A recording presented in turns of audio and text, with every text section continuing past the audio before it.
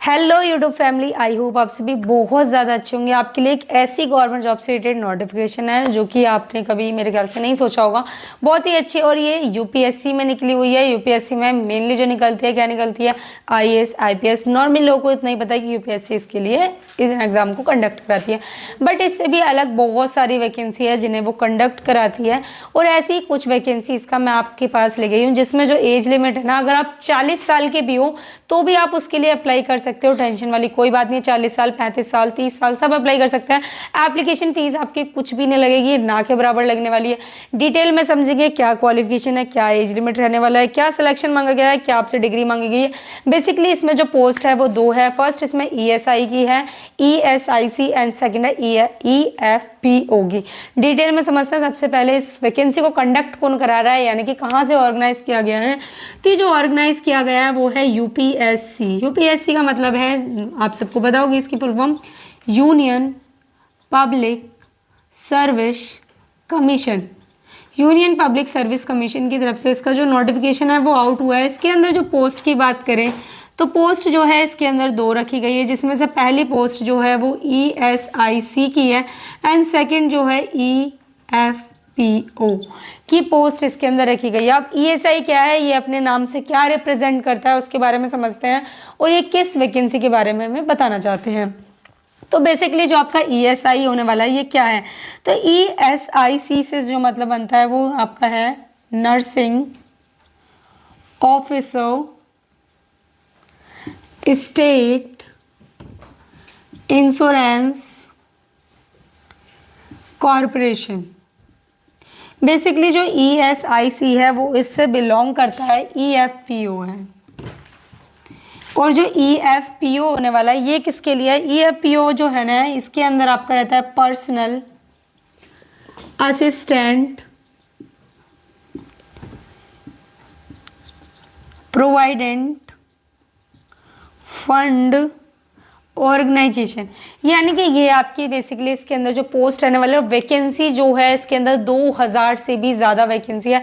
एक particular rate क्या है वैकेंसी का उसके बारे में समझे तो इसके अंदर जो वैकेंसी है वो आपकी 2253 वैकेंसीज रहने वाली हैं, जो कि इस पोस्ट के हिसाब से, ये जो पोस्ट है रेपुटेटेड है, हल्के फुल्के में मत लेना, अच्छी खासी पोस्ट है। सैलरी ठीक ठाक है, सैलरी में हाँ थोड़ा सा ऐसा है कि थोड़ी सी कम है, पर क्या सैलरी काफ़ी अच्छी है। आपको जैसे जैसे एक्सपीरियंस हो जाएगा आपका धीरे धीरे क्या है लेवल ऊपर होता जाएगा, और आपकी सैलरी उस हिसाब से इंक्रीजमेंट आता रहेगा।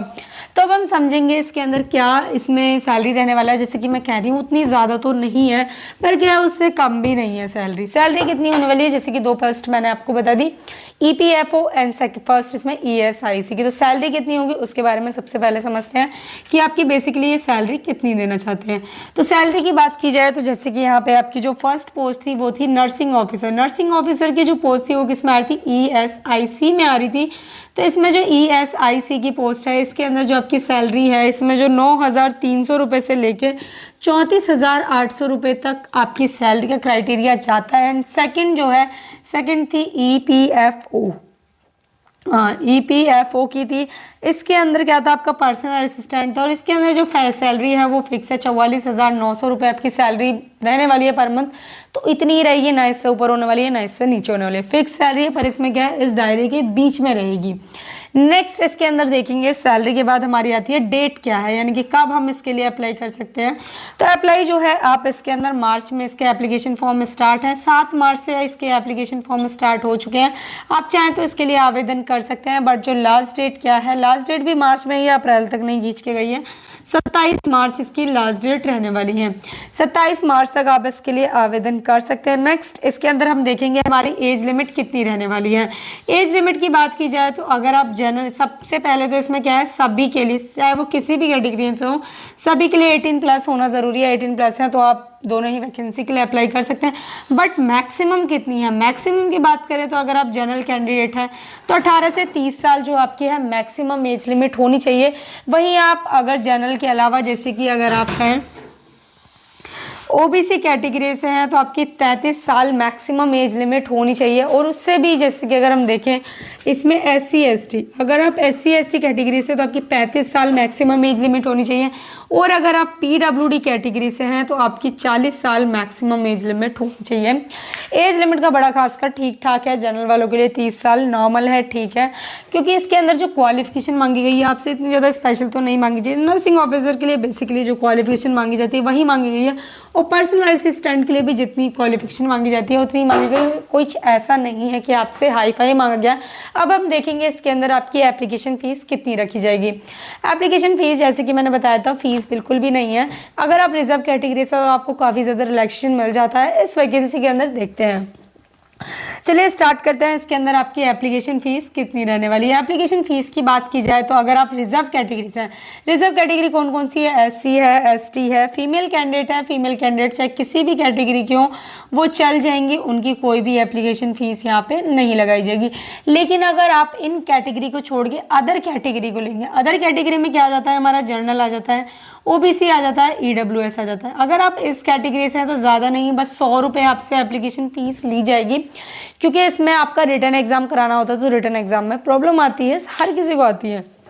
तो इसमें क्या है, रिटर्न एग्जाम में प्रॉब्लम आती है क्योंकि बहुत सारा अरेंजमेंट वगैरह करना होता है। जैसे यूपी पुलिस में एजेंसी की तरफ से पेपर लीक हुआ है कि इस वजह से उसका भी अभी चल ही रहा है। तो उस हिसाब से क्या है ना, रिटर्न एग्जाम कराने के लिए टेंडर पास होता है, फिर उस हिसाब से आपकी, पर इसमें बच्चे कम है तो शायद में भी ना हो, वैसा बड़ा कोई प्लान ना हो।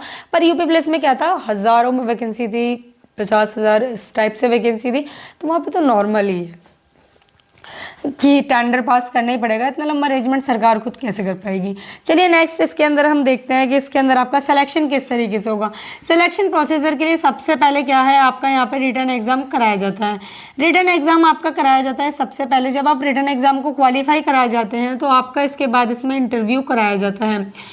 रिटर्न एग्जाम और इंटरव्यू दोनों ही आपके लिए इंपॉर्टेंट है। इंटरव्यू में बेसिकली क्या चेक किया जाता है, आपकी पर्सनालिटी, आपकी कम्युनिकेशन स्किल्स, आपके बात करने का तरीका, आप किस तरीके से करते हैं, उनकी कंपनी को आप क्या क्या फ़ायदा दे सकते हैं, इन सब चीज़ों पे ध्यान रखा जाता है।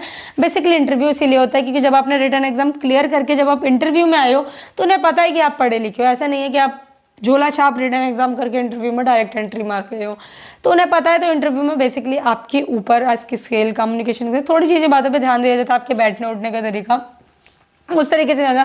वैसे भी यूपीएससी कंडक्ट करा रही है तो आप इसे समझ सकते हैं। ऑफिशियल वेबसाइट की बात करें तो इसके अंदर ऑफिशियल वेबसाइट क्या होने वाली है, तो इसकी जो ऑफिशियल वेबसाइट है upsc.government.in इसकी ऑफिशियल वेबसाइट है, जहां से आप जाके इसके लिए आवेदन भी कर सकते हैं।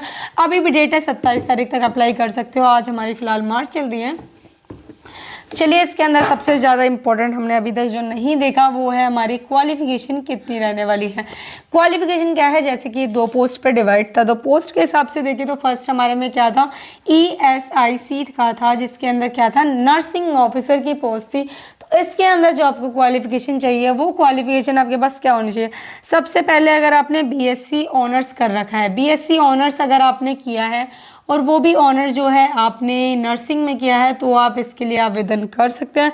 अगर ये नहीं किया है और अगर आपने BSc प्लेन नर्सिंग कर रखा है, BSc नर्सिंग कर रखा है, तो भी आप इस पोस्ट के लिए आवेदन कर सकते हैं। अगर ये नहीं है तो PG नहीं करते, PhD भी कर रखा है अगर नर्सिंग में तो भी अप्लाई कर सकते हैं। और अगर आपने डिप्लोमा ले रखा है, ऐसा नहीं है डिग्री, अगर आपके पास डिप्लोमा है पर वो जो डिप्लोमा है ना वो GNM में होना चाहिए, तो आप इसके लिए आवेदन कर पाएंगे। सेकंड क्या था हमारा, EPFO।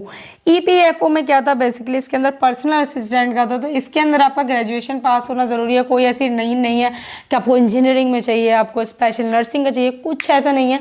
इसमें प्लेन ग्रेजुएशन वाले अप्लाई कर सकते हैं। तो दोनों ही पोस्ट अपने आप में बहुत ज़्यादा खास है, रेपुटेटेड है, सैलरी अच्छी खासी है, पर इसमें मुझे जो लगता है ना EPFO वाला थोड़ा ज़्यादा सही है। अगर आपके पास नर्सिंग की डिग्री है तो कोई ऐसी प्रॉब्लम नहीं है, पर अगर नहीं है तो EFPO वाला बेस्ट ऑप्शन है आपके लिए। तो आई होप आपको वीडियो पसंद आएगी, तो प्लीज़ इस वीडियो को ज़्यादा से ज़्यादा लोगों को शेयर करिएगा ताकि ज़्यादा से ज़्यादा लोगों के पास ये नोटिफिकेशन जा सके, क्योंकि किसी एक की भी नौकरी लग गई तो इस वीडियो को बनाने का काम उसी टाइम पूरा हो जाता है। Thank you so much.